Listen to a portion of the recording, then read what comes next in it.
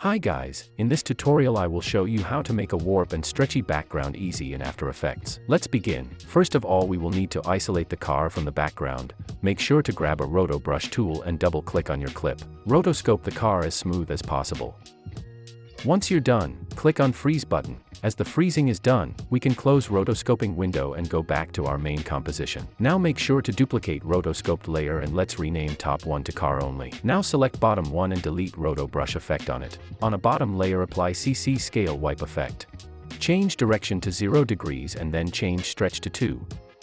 And as you see, the background is stretched, and in case 2 isn't enough for you, feel free to play around with it until it makes you happy. Now make sure you are at the very beginning of your layer and then click on stretch stopwatch icon. Then scroll to the end of your layer and change stretch to 0. Go back to the beginning of your layer and then press U on a keyboard. Select both keyframes and hit F9 on a keyboard to ease them. Then go to Graph Editor, right click here and select Edit Speed Graph and then make a smooth curve like mine.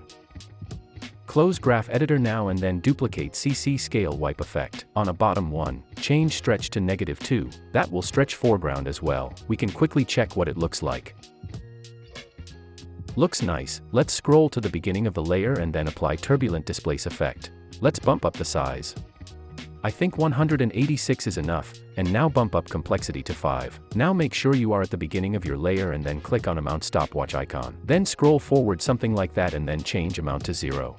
Press U on keyboard to expand Turbulent Displace Amount keyframes and then select both of them and press F9 on a keyboard to ease them. Then go to Graph Editor and make a smooth curve.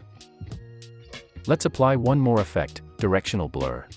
Scroll to the beginning of your layer and then bump up blur length to 15 and then click on stopwatch icon. Now scroll forward where the Turbulent Display second keyframes is and make sure to change blur length to 0. Let's check the effect.